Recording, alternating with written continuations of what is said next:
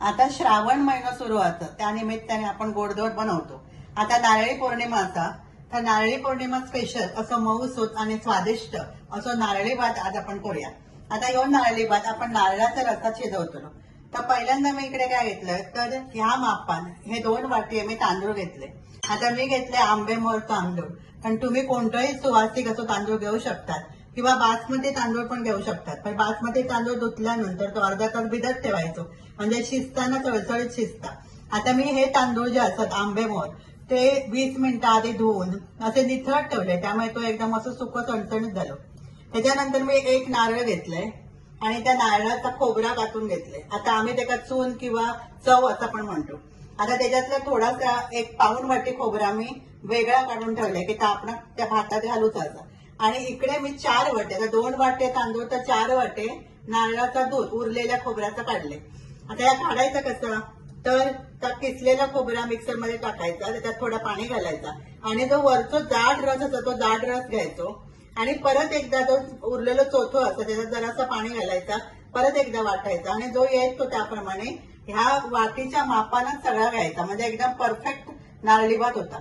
इकडे 2 वाटे तांदूळ आणि 4 वाटी नारळाचा रस. तर इकडे तांदळाच्या प्रमाणातच गुळ घ्यायचा, म्हणजे 2 वाटे तांदूळ तर 2 वाटी गुळ. आता त्याच्यामध्ये घालण्यासाठी इकडे काजू, मनुका आणि बदाम भिजत घालायचे आणि बदामाचे असे काप करून घ्यायचे. फोडणीसाठी लवंग, 1-2 दालचिनीचे तुकडे आणि 2-3 वेलचीचे दाणे.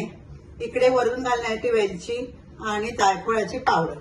आता आपण काय करूया, तर पहिल्यांदा आपण इकडे गॅसवरती कढई तापत ठेवूया.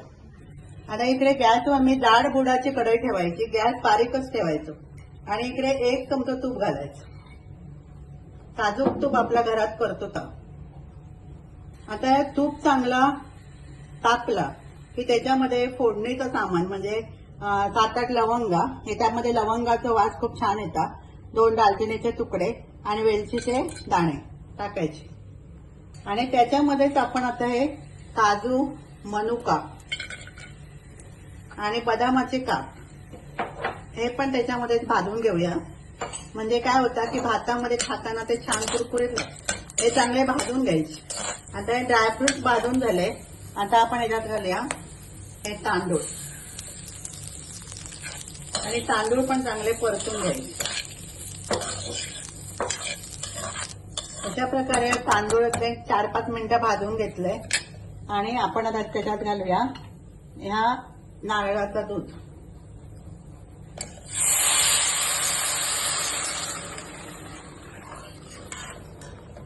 आता मी इकडे मिक्सरवरती खोबरा वाटून नारळाचं दूध काढलंय, पण तुमका आता बाजारामध्ये सुद्धा नारळाचं दूध विकत मिळतात. आपण आणला तर अर्धा लिटर 1 लिटर अशा प्रमाणात मिळतात. आता ह्या आपण तांदूळ शिजत ठेवायचे. त्याच्यावर झाकण ठेवूया आणि मंद गॅसवर शिजत ठेवूया.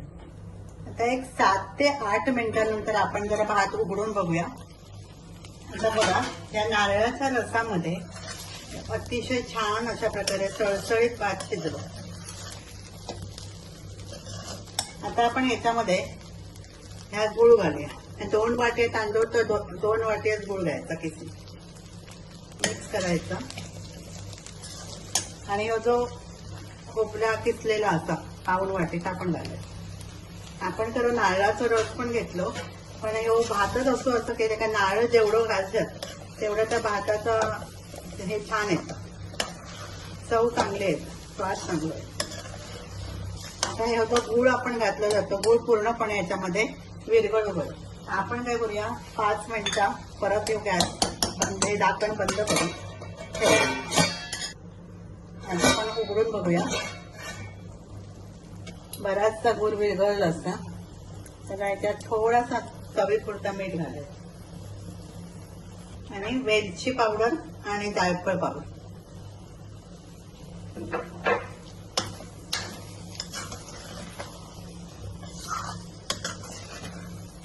अर्धा चमचा तूप घालायचं. थोडासा झाकण ठेवायचा. इकडे गॅसवर मी एक तवं ठेवलंय, त्या तव्यावरती हे भात ठेवायचं आणि चांगले त्याला वाफ येऊ द्यायची 5 मिनिट. असं नारळी भात आता तयार झालो. आता तो आपण एका भांड्यामध्ये काढून घेऊया. अशा प्रकारे नारळी भात या वर्षीच्या नारळी पौर्णिमेक बनवा आणि खाऊन बघा. रेसिपी तुमका आवडली तर लाईक करा, शेअर करा, सबस्क्राईब.